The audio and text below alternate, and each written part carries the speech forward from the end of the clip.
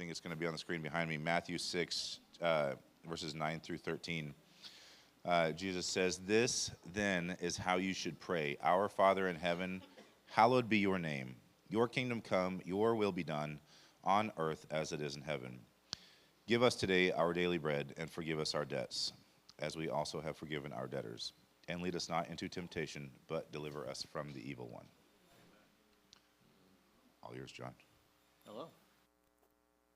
Am I on? Birthday? Happy birthday? Happy Mother's Day? Let's see, that wasn't on my notes, so I'm all lost now.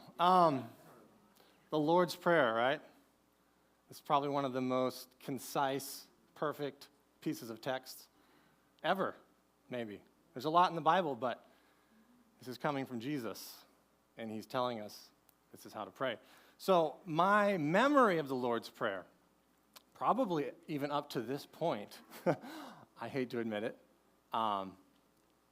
is a torturous experience. I was raised by a preacher.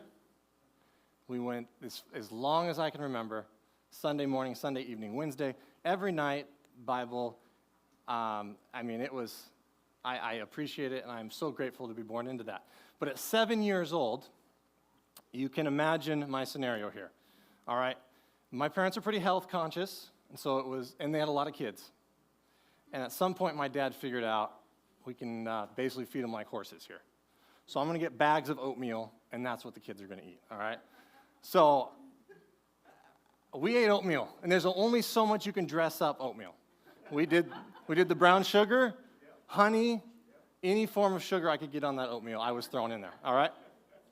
And when times got tough, we even did the powdered milk with water in the oatmeal. Anybody had the powdered milk? Yeah, it's like a rock hitting the bowl, right? But Sunday mornings, my mom would bust out the high shelf stuff. She'd get the good stuff out. She'd get the sugary cereals out. All right. So when you're 7, there's not much you're focused on. Watching more TV, because we weren't allowed to watch much TV. Eating more sugar. Watching more TV. All right? So around Saturday, I'm getting hyped up every Saturday because the sugary cereal's coming the next morning. All right? And we're all busy. We couldn't have breakfast as a family every morning. My dad's off to work. We're doing this and that. All right, so Dad's putting the oatmeal in the trough, feeding the horses. But my dad was committed that on Sunday mornings before we head off to church, we're going to sit down as a family. He's going to wrangle all of us. We're going to say the Lord's Prayer. And then he would pray his regular prayer too on top of that, all right? So when I'm 7 and you've been waiting hours to get that sugary cereal, you sit down and it's right there in front of you. And my dad says, "Our Father," and then the longest experience of your life starts. You wouldn't believe how long that prayer was, okay? And so one day, that was my introduction to the Lord's Prayer, okay? I was 7, all right? I've been forgiven and baptized since then. Forgive me, all right? One day, though, my sister Emily, I thought had finally beaten my dad at his own game. Because Emily is a studious, good girl, as my sisters were, and paid attention in church, read the Bible, and wasn't as focused on the cereal. So one morning she says, "Dad," in complete sincerity, she wasn't trying to get him. I would have used it as ammo. She didn't. She said, "Dad, isn't this what the Bible describes as mindless repetition?" And I thought, she did it. She's ended my suffering. My greatest enemy and greatest friend, my sister, has done it. She's beaten my dad at his own game. And my dad, I don't know how many of you know my dad, he's not a snarky, sarcastic person. He's very kind and authentic. And he said, with complete sincerity, "Well, it could be, so make sure you don't say it mindlessly." And I just about died. And then we continued into it. So as I thought about preparing this sermon, in my first experience with the Lord's Prayer, I said, well, that's a terrible story to share. But it really does apply in a lot of ways to what we're talking about. And that leads me, I kind of want to go a little bit before we talk about our Father in heaven, which Fred talked about last week. We're going to get through that real quick, and we're going to really focus on hallowed be thy name this morning. We're going to really focus on that and the meaning of that, what that means. And this morning, I'm going to break it down real simple, okay? So if you're taking notes, we're going back to the basics. We're going pumpkin spice latte basic this morning. All right. We're going. All right. I used to be an editor of a newspaper. Reporters, junior reporters, they get all scrambled up. They don't know what to write. They get a full hour recording from someone or something, and we break it down. Okay, what's the who, what, where, when, and why? Okay, those are our basics. So this morning, if you're taking notes, we're going to cover those. We're going to go who, what, where, when, and why of this sermon. Now, I do want to reemphasize that this prayer is really one of the few times in life where we're told by the highest power how to do something. Jesus says, this is how we pray, and then he gives it to us. All right, I don't know about you, but back when I was eating oatmeal and I couldn't get sugary cereal all the time, I wanted freedom so badly. Adults are constantly telling you what to do. You cannot wait to get out. And then you get out, and it's time to find a job. It's time to find a wife. It's time to get a mortgage, a car, and you're like, oh, please, someone tell me what to do. I have no idea what to do. So this prayer is so beautiful. When I reflect on it now, I say, with everything we got to figure out, with the layers of context in this going on in the Bible, with life, you're so scrambled up. Guess what? Jesus says, here, I'm giving you this gift. This is how you pray. This is how you pray. All right? So let's get into it here. Let's start with who. All right, we're going to run through this real quick because Fred covered it last week. But there's some key parts that's going to apply to the rest of the sermon here. And what I really want to talk about briefly when we're talking about who our Father in heaven is, which leads into hallowed be his name, is that we are talking about someone, and when we say this prayer, we're turning over our preconceived notions and our ideal scenario of what God is. So it's almost something you should, not take too lightly when you say this prayer. When you say, my Father in heaven, hallowed be thy name, thy kingdom come. You're starting off by saying, God, I'm humbling myself to you now in your will. And oftentimes, our will in that moment and the reason we've decided to start praying is not God's great plan for us. All right? So our Father in heaven is not the figure that we've created in our mind of who we want God to be. Our Father in heaven is who we're told God is, all loving, all caring, but also a God we fear, a God that has the end result in mind. So we're going to come back to that. Fathers, speaking of the end result in mind, even when you're a child, talking about cereal, again, a lot of cereal talk. And that's why I had Gabe do that question. All right? That's why I had Gabe do that question, because we're going to do a lot of cereal talk. The right answer is obviously Cinnamon Toast Crunch. And I have the mic, so we're done. But yeah, my dad knew that I couldn't be crushing Cinnamon Toast Crunch 3 meals a day when I was 7.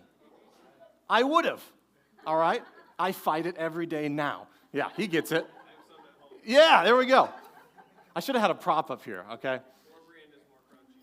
What? Okay. I was just, no. So this, returning to the basics here of who God is, he's not often this person that we want him to be in the moment, giving us exactly what we want. We are humbling ourselves to his will, which brings us right into the what of this. So we've been saying a different version of this, but often the ones that most of us have heard, the one I grew up saying is, hallowed be thy name. And hallowed means to honor, set apart, sanctify, okay? And what I've come to realize, as I was prepping for this, is not only are we saying, God, holy is your name among men. Is that the NSA?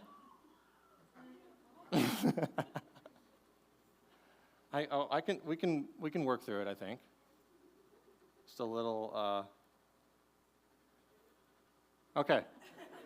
Let's all pretend we can't hear it. All right. We are not just honoring a God and asking that he be worshiped among men. We are saying to God, hallowed be thy name, which breaks down in the Greek. I could butcher this. I'm trying, though. It's hagios theto. And when we're talking about divine reverence, when we're talking about non-human, when we're talking about praying to God himself, lifting up God himself, we are saying, when we say hallowed be thy name, we're not just saying be worshiped among men, be separated from other gods among us. We are saying, God, you yourself lift your name up. You yourself, among everything else, you yourself lift your name up, because there's nothing else we can do to humble ourselves more than saying, God, the greatest power that can honor you and worship you is Christ Jesus and God himself. So please, God, in the ways, when I pray here, please honor your own name, and even in my requests, all right? So that's the what? Hallowed be thy name. The name of God is sacred. You all remember the 10 Commandments, right? We've heard of those. One of them is don't take God's name in vain, right? That is, there was only 10. He only did 10. And he picked one of them, do not take the Lord your God's name in vain. So throughout this full cycle, Abraham, Isaac, and Jacob, leading up to Jesus, the name of God was treated with great reverence. It's not to be taken in vain. And when we establish this, we've humbled ourselves before God. We've asked him, above all else, honor your name. And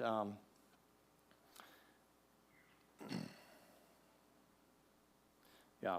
So let's move on to the why here.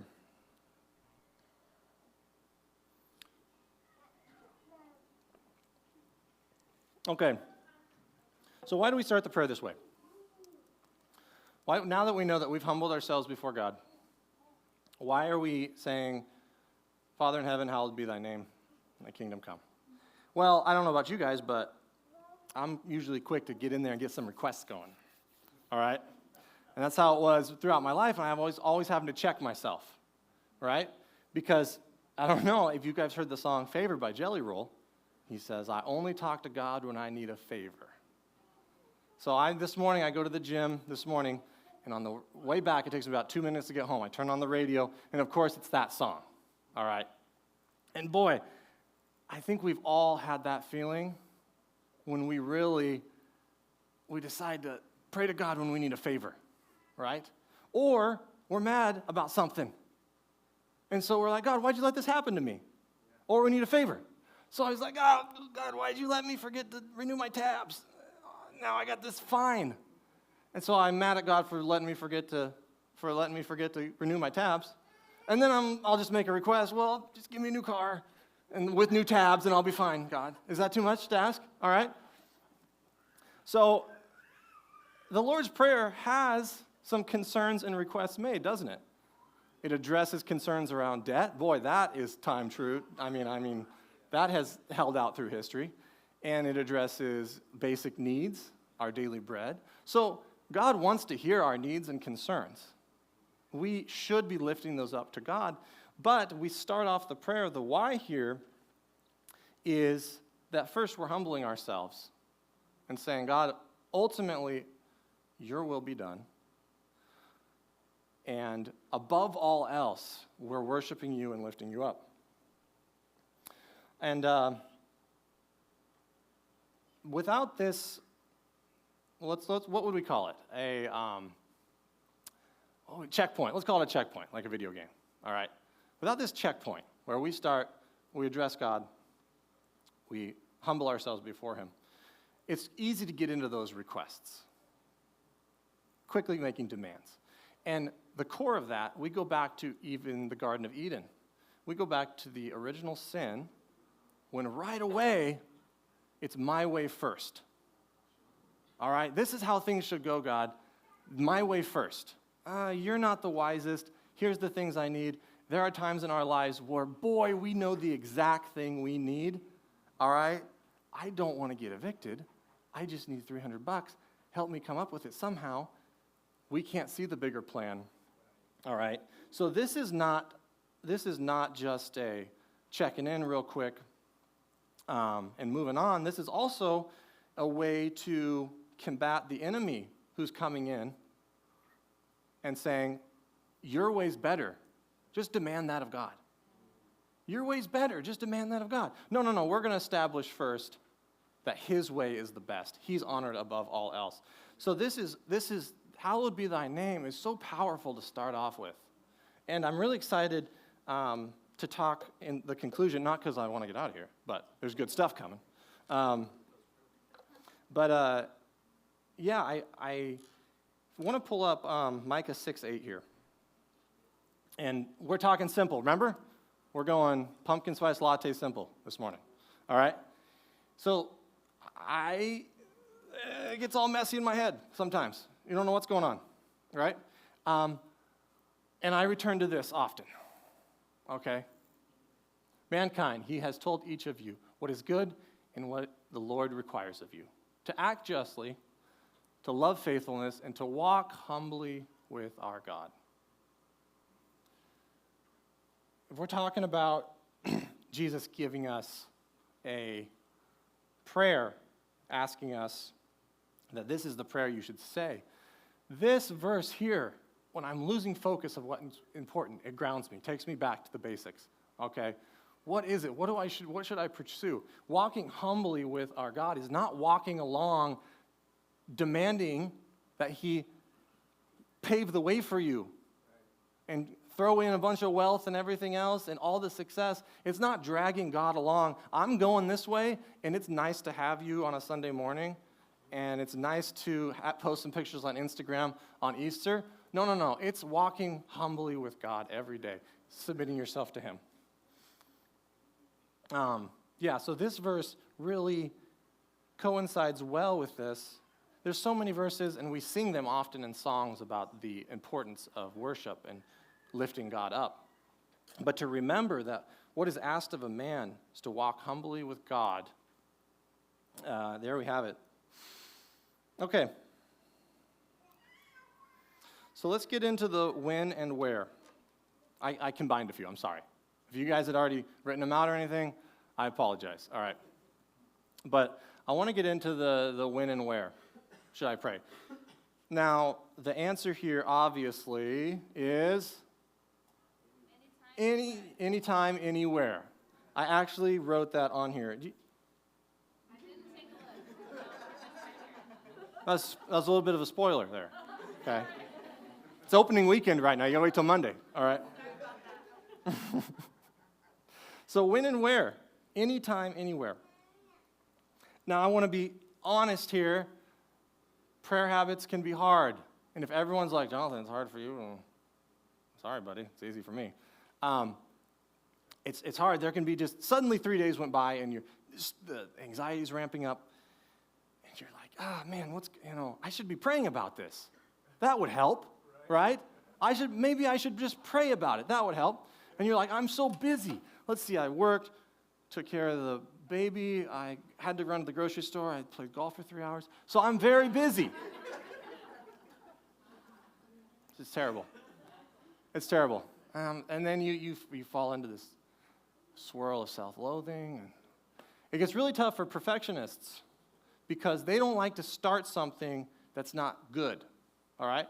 So some of my friends who are uber perfectionists and their work is immaculate, and it takes them too long to finish it, I'll say that. But it's immaculate. You go over to their house, and it's a wreck. And you're like, well, what's going on? And they're like, oh, man, I got to clean this place up, and it's gonna be great. And you go over there, and it's perfect. Everything's perfect, right? So perfectionists among us, it's hard to get started if you're not going to do it right. So if you don't got a good devotional going, and you don't have some, like a nice journal you got for Christmas ready, and you can't sit down with a cup of coffee and, man, this time with God is great, it doesn't happen at all. All right? I'm not a perfectionist, but I am guilty of that, right? And I'm also guilty of when I do get triggered to pray, I'm like, oh, man, does God want to hear from me? Because guess what? I got another request. Or I got another complaint. And then I'm like, oh, man, I hate that I just come back to God when I need something or I got a complaint, you know? Well, spoiler, he does want to hear from you all the time. And he is a gracious God. So I'm here to tell you, have some grace on yourself in those moments, all right? And I'm also here, what I'm really excited about is I want to give everyone a practical tool this morning that has worked with me on a number of things, prayer included, prayer and Bible reading included. I'd say this tool here has probably led in the last few years to the most consistent Bible reading I've done, and I'm working on using it as well for prayer. Prayer is still, something I want to do more and I want to rely on and I want it to be a part of my life, but using this tool has really helped, especially with the Bible reading. So let's pull up this. This is a book I read a few years ago. Okay? And if you're interested, if you're interested in building some good habits, this is great. It really breaks it down and it's like a workbook. It's actually a lot of fun, I thought, and it really is good at implementing habits. And it's kind of silly, the application of some of this, but trust me, it works. And when I say have grace on yourselves, this is one way you can do it, is we need to return to hallowed be thy name. What does that mean? That's the ultimate statement of worship, isn't it? We're humbled before you, God, and your will be done. Our Father in heaven, we're humbled before you, your will be done. That right there is a prayer. You have done really the ultimate act so far of the prayer. You are worshiping God, you're establishing him as almighty, and you're humbling yourselves before him. So with this book, B.J. Fogg's book, Tiny Habits, it's going to sound silly, I'm telling you, it works. Say you want to get in a habit of flossing your teeth, all right? You commit to flossing one tooth. That's it. Now, it sounds silly because you're like, well, if I got the floss and I'm getting in there, well, first of all, you got to get the little pick things, not the string, okay? I don't know why they still do the string. That's just causing more cavities. All right. So, all right, I didn't know I'd have hot dental takes this morning, but anyways, the application of this is really with anything. And the one that B.J. Fogg uses in his book is he wanted to start working out at home, doing some push-ups. And so he committed, every time he used the bathroom, he was going to do a single push-up, okay? And he encouraged people, if you want to get into the habit of flossing, you do a single tooth. And sometimes, as silly as it sounds, you will only floss that tooth. That's a clean tooth, I tell you what. You should rotate the teeth you're doing if you're only doing one. And one push-up after you use the bathroom. And what this does is it makes it so easy that you can't help but do it. A single push-up can be done. A single tooth can be done. Now, I know everyone's thinking, well, once I got the floss in there, I'm going to do the rest. Yeah, I know. That's probably going to happen. And once I do one push-up, I might do 3, okay? But I almost don't even want to say that because then people start thinking about doing a bunch of stuff, and we're trying to break it down. So my encouragement to you here, and what I would ask you to do, is if you're having trouble creating a routine time to pray or praying, and it's frustrating you, I would encourage you to, at any point in the day when you think of it, and the theory here would be to make it a time that triggers the thought. So you would say, anytime I cross this door, I mean, you maybe you cross the door once, or when I make coffee, all right, you just say, my Father in heaven, hallowed be thy name. Right there, you've prayed that day. You've humbled yourself before God, and you've said, today, your will be done above all else. You're watching over, your will be done. Don't even worry about the rest of the prayer. I know it sounds silly because it's such a small prayer, right? It's so small. And I know you're probably going to say the whole thing. That's the beauty of it. So the trick is you're probably going to say the whole thing. But like I said, I don't even want to say that because then it starts to become too much. You're like, I need to find a time to pray, or I need to sit down and do that. No, you need to say that single prayer. And here's the beautiful part is we're not talking about push-ups and flossing here. Well, we are. Probably more than you guys wanted to hear. And more cereal talk. But we're talking about opening ourselves up to God with that statement. And when you do that, it pours in. So you may have time to say, Father in heaven, hallowed be thy name. But I'm going to tell you right now, when you say those words and you mean them authentically, it's going to open up and you're going to want to speak to God, and he's going to pour himself into you as well. Okay? So you might not say the whole prayer. And really, just say that. If you're in traffic, if you're getting coffee. But I'm going to tell you right now, kicking that door open by saying that, saying, hey, devil, not today, okay? It's God's will, not yours. Amen. You've opened that portal, and you're going to have a relationship with God, and you're going to say, hallowed be thy name. Oh, man, this person needs prayer. Oh, man, I could really use some kind words because I'm going to talk to my boss today at work, and I don't like him. All right, so it's going to be there, but don't put that pressure on yourself. Give yourself some grace. Understand that just those words are a very simple prayer that's going to open that up for you.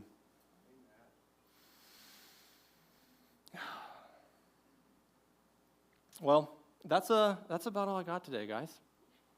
We covered the who, what, when, where, and why, didn't we? Right? We did it all. Okay. I really appreciate it. We're going to have Gabe come up here, and I'm tempted to make him just do the beginning to drive home my point. But he's going to do the whole prayer. And I would, again, reemphasize, just make a promise to yourself that you're going to find a time where that thought is triggered, where you open up that gateway to God and you let him into your life with that simple statement.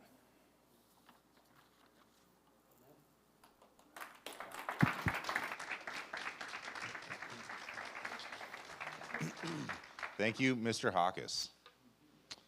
That was wonderful. To John's point, let's all go ahead and spread out a little bit. We're going to do one push-up. I'm kidding. We're going to read the whole prayer, though, okay? Feel free to stand. If you want to stand, you can read it with me if you'd like, but I'll start us off. Our Father in heaven, your name be honored as holy. Your kingdom come, your will be done on earth as it is in heaven. Give us today our daily bread, and forgive us our debts as we also have forgiven our debtors. And do not bring us into temptation, but deliver us from the evil one. Amen. Have a great week. You are loved and you are sent. Happy Mother's Day again to all.